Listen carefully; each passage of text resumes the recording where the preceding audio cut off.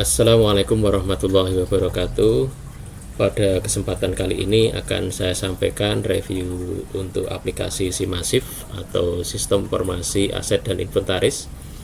Pada video yang pertama ini adalah video atau aplikasi versi beta, di mana masih akan kami lanjutkan beberapa update terkait dengan sistem ini.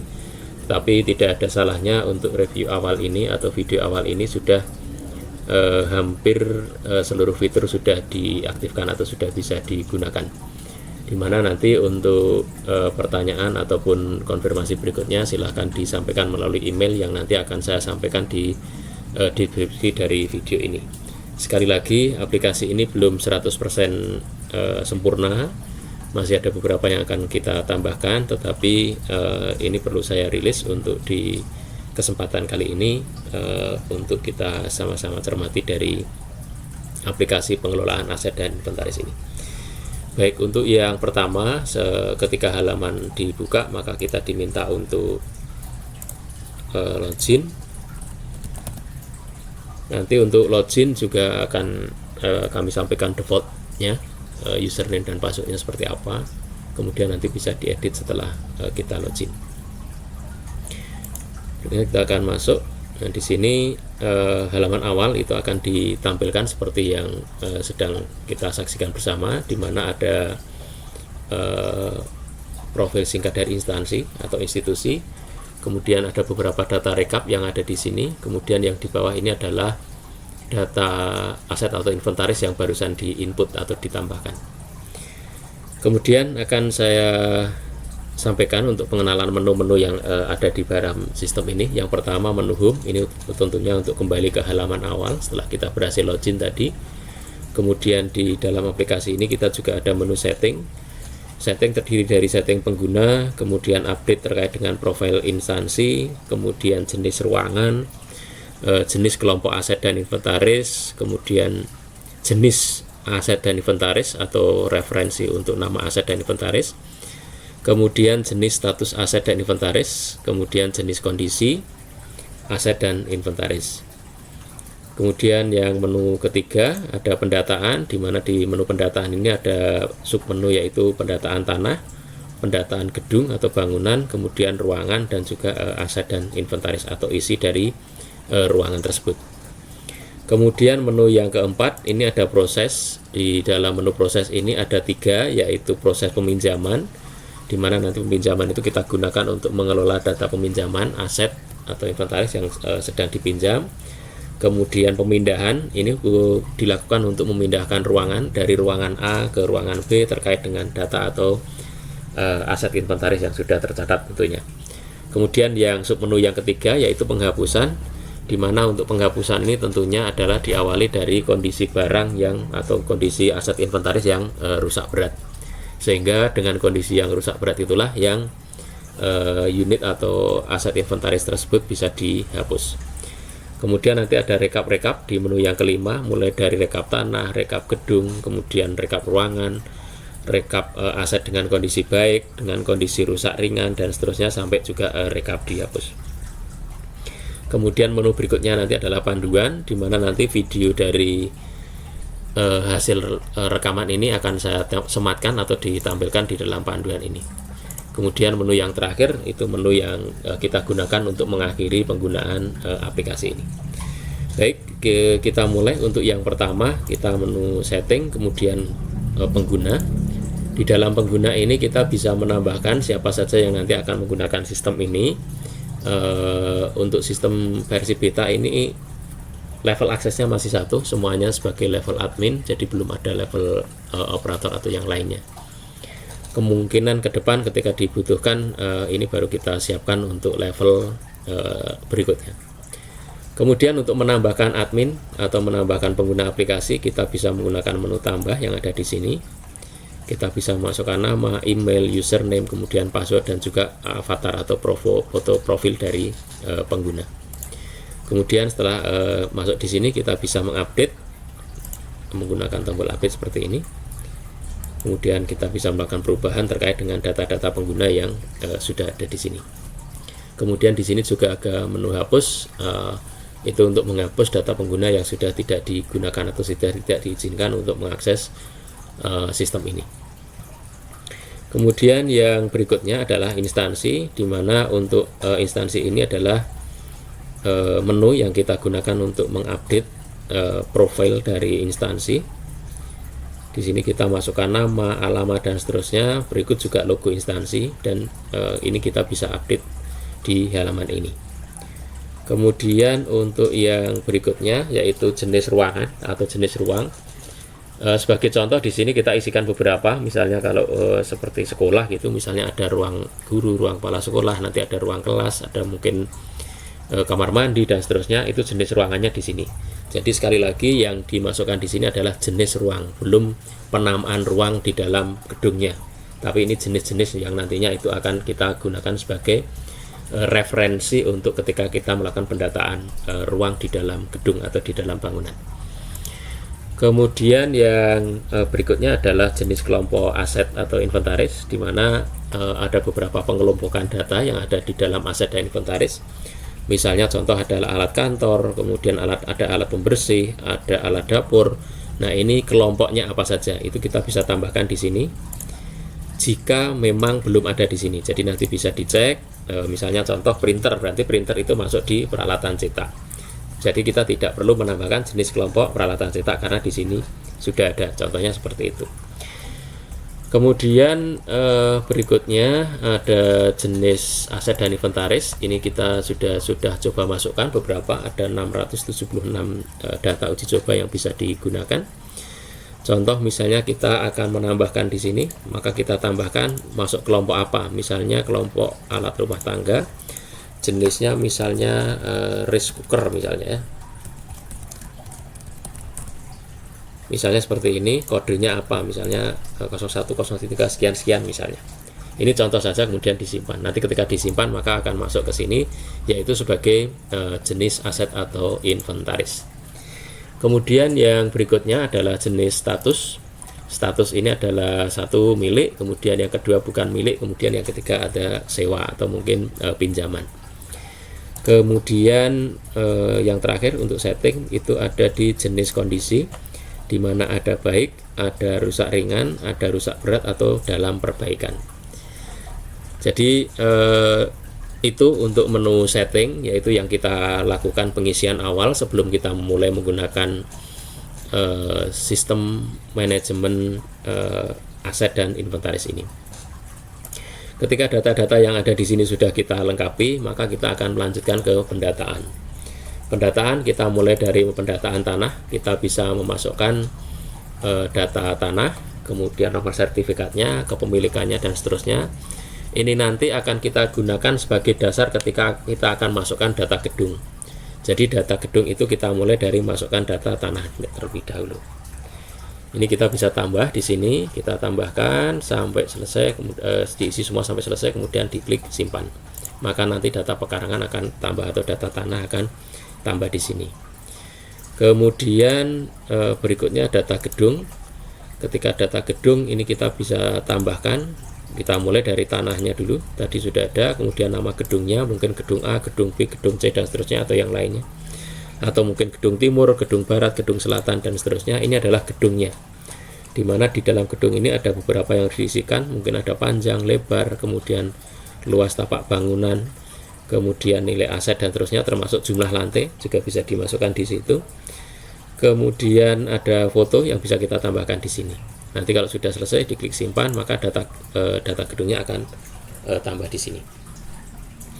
Kemudian setelah data gedung sudah ditambahkan, kita lanjutkan dengan data ruangan. Artinya data ruangan ini bisa kita tambahkan setelah kita menambahkan data gedung terlebih dahulu. Data ruangan di sini misalnya mau ditambah, maka kita pilih gedungnya dulu. Kemudian kita tambahkan di sini. Ini adalah pengelolaan untuk data ruangan. Jadi saya ulangi, ketika kita masuk ruangan, kemudian kita mau menambah, itu kita pilih gedungnya, kemudian kita tambahkan di menu yang ada di sini, yaitu mengelola data ruangan. Ini bisa kita klik. Oke, ini kita masuk di gedung utara, jumlah lantainya ada 3. Sekarang kita coba tambahkan di sini, tambah ruang. Kita pilih jenis ruangnya apa, misalnya ada ruang kelas, nama ruangnya misalnya ruang kelas 11 ya, MIPA 3 misal 3, kode ruangnya misalnya 03 11 misalnya 012, kemudian registrasinya misalnya U 03 11 012, ada di lantai 3 misalnya, kemudian panjangnya ada 9, lebarnya ada 8 meter, kapasitasnya misalnya 40, kemudian kalau ada foto bisa kita tambahkan foto, kalau tidak ada ini bisa kita simpan. Oke, kita sudah menambahkan ada ruang kelas 11 MIPA 3, kemudian di sini ada kode registrasi dan terusnya sudah muncul. Oke, kemudian ketika ruangan sudah kita tambahkan, kita bisa mengelola data ruangan dengan isinya tentunya. Itu kita coba tampilkan di sini. Oh, maaf, ada masih error. Kita masukkan di aset inventaris. Kemudian kita coba ke ruangan. Oke. Ruang kelas 11 MIPA 3 yang ada di sini. Kemudian kita kelola aset inventarisnya. Nah, di sini masih kosong. Karena tadi kita sebut ada ruang kelas, maka kita coba tambahkan. Di sini misalnya kita cari kursi. Misalnya kursinya kursi tadi ada kursi biasa misalnya, atau mungkin kursi besi. Kemudian namanya misalnya kursi siswa. Bahannya besi, tahun peralihannya misalnya 2002, kodenya kita kosongkan, nomornya juga kita kosongkan, nanti kita susulkan misalnya harganya misalnya 550.000, kondisinya baik, statusnya milik, jumlahnya misalnya untuk siswa itu ada 35 misalnya. Kemudian kita simpan. Oke, sini sudah masuk ada 35 kursi siswa yang nantinya masing-masing bisa kita edit, misalnya memasukkan kode register, kemudian atau kode inventaris dan seterusnya. Silakan, tetapi di awal ketika memang kita belum mempunyai kode inventaris, ini kita bisa masukkan sesuai dengan jumlah. Kemudian misalnya kita tambahkan lagi meja, misalnya meja, misalnya kita pakai meja sekolah, namanya misalnya meja guru, bahannya kayu, tahun perelonya sama misalnya 2022, kodenya kosong, harganya misalnya 1 juta misalnya. Kemudian ini karena meja gurunya hanya satu, maka ini kita biarkan satu jumlahnya, kemudian kita simpan. Maka di sini ada 35 kursi siswa dan juga ada 1 meja guru. Maka ketika kita coba tampilkan rekapnya, nah seperti ini, ada meja guru, ada dan juga nanti ada kursi siswa dan seterusnya akan tampil di sini. Kemudian setelah ini kita masukkan, maka di aset inventaris pada ruang kelas 11 MIPA 3 juga sudah akan bertambah. Contohnya di sini, nah ruang kelas MIPA 3 ada tambahan data tadi 35 kursi dan seterusnya, ini bisa kita tampilkan di sini. Baik. Kemudian kalau misalnya ada salah satu kursi yang di sini misalnya ternyata rusak, maka kita bisa edit. Nah, misalnya kondisinya rusak ringan, kita simpan. Nah, ketika kita tampilkan, kita coba ada yang rusak ringan 1. Kemudian kita coba tampilkan, nanti di sini akan bisa dicek atau bisa ditampilkan dari data-data yang ada di rekap ini. Kemudian tadi untuk perubahan, baik itu menambahkan kode registrasi, melengkapi data dari masing-masing data aset dan inventaris ini, termasuk juga menambahkan fotonya, bisa dilakukan dari menu edit yang ada di sini. Kemudian yang penting untuk diperhatikan untuk menu hapus. menu hapus ini hanya digunakan jika memang ada kesalahan entry, bukan untuk menu yang dihapus, atau bukan untuk data aset inventaris yang dihapus. Karena apa? Karena kalau data aset inventaris yang dihapus, nanti menu yang kita gunakan ada di proses penghapusan yang ada di sini. Dengan terlebih dahulu kita masukkan datanya sebagai rusak berat. Contohnya ini kita kondisikan satu siswa ini sebagai rusak berat. Kemudian kita simpan, misalnya di sini sudah rusak. Nah, ini kita simpan. Maka nanti ini bisa kita proses penghapusan. Sekarang kita awali dulu dari aset inventaris sudah ada, kita bisa cek kondisinya yang rusak ringan dan sebagainya. Ini bisa kita cek dari sini.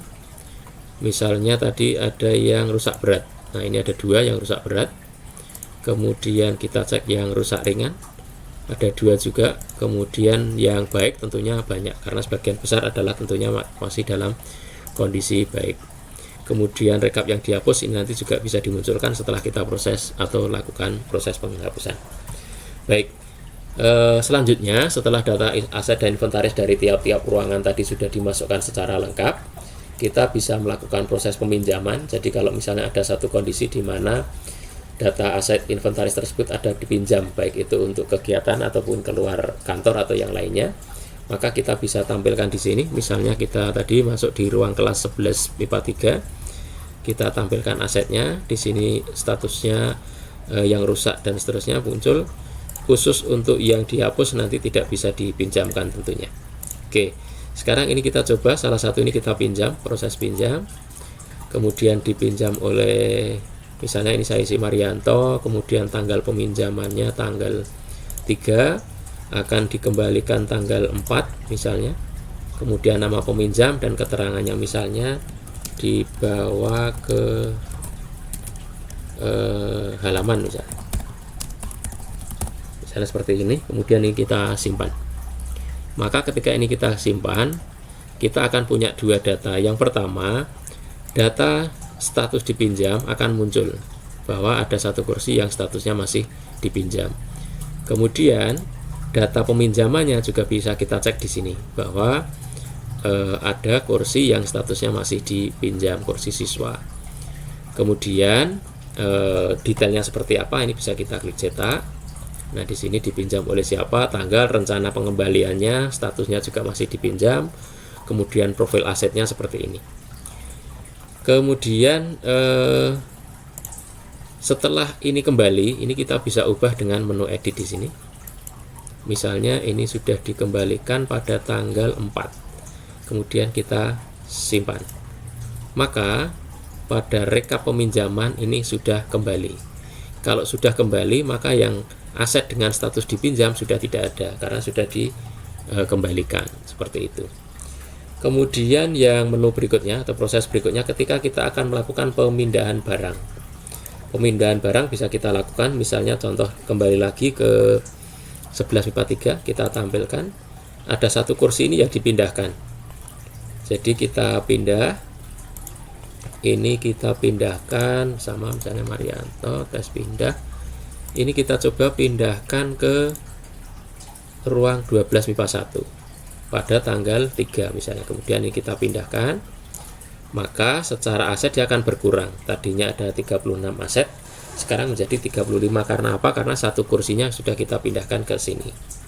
Sejarah pemindahannya bisa kita lihat di sini. Yang asalnya dari 11 MIPA 3 dipindahkan ke ruang 12 MIPA 1 pada tanggal 3 Februari dengan nama petugas Marianto. Misalnya contoh seperti itu.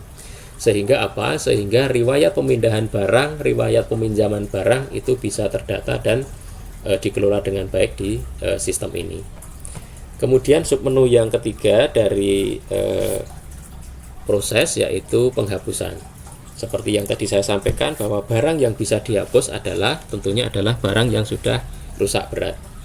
Jadi sebelum melalui proses penghapusan itu tentunya harus dilakukan perubahan dulu. Status dari aset dan inventaris itu ke rusak berat terlebih dahulu. Baru nanti datanya akan muncul di sini dan bisa dihapus. Contoh ada satu kursi di ruang 11 MIPA 3, bahannya dari besi, kemudian rusak berat, maka ini bisa kita proses penghapusan. Misalnya tanggal dihapusnya tanggal 3, nama petugasnya misalnya Marianto, nama penerima ini bisa dari pihak misalnya yang mengambil barang bekasnya, atau mungkin juga perusahaan yang memang bekerja sama dengan kita terkait dengan penghapusan barang. Kemudian di sini kita bisa copy paste isi berita acaranya, kemudian di sini kita bisa lampirkan nomor suratnya, kemudian ini dokumennya. Contoh misalnya ini saya tampilkan aja sebagai contoh di sini. Kemudian di sini adalah lengkap, misalnya berita acara penghapusan kursi besi misalnya ya, siswa di ruang 11 MIPA 3 misalnya, contoh seperti ini. Ini profil aset inventarisnya, kemudian ini proses form untuk penghapusannya. Di sini ada peringatan bahwa sebelum klik simpan, perhatikan bahwa data yang kita akan hapus itu adalah data yang benar. Jadi sebelum diklik simpan, pastikan dulu bahwa memang ini data yang akan dihapus, kemudian isian di sini juga sudah dipastikan, kemudian baru kita klik simpan. Jika semuanya memang sudah sesuai, misalnya ini klik simpan, maka di sini sudah hilang, satu rusak beratnya sudah hilang, tinggal satu, kemudian rekap data penghapusannya ada di sini. Ini sudah dihapus, kemudian seperti apa berita penghapusannya, file lampirannya, berita acaranya, berikut profil barang yang dihapus. Ketika barang sudah dihapus, maka akan muncul di sini barang apa saja yang sudah dihapus di instansi kita, itu bisa ditampilkan di rekap dan laporan di sini. Begitu juga ketika ada dalam perbaikan, ada aset yang statusnya dalam perbaikan, misalnya contoh di sini. Kemudian tadi ada satu, misalnya di sini kita bukan rusak ringan tapi ini dalam perbaikan. Kemudian misalnya di bengkel, kemudian kita simpan. Oke, kita cek yang masih dalam perbaikan, maka ada satu atau ada tambahan satu lagi data yang dalam perbaikan, seperti itu. Jadi akan up to date data-data yang ada di rekap dan laporan.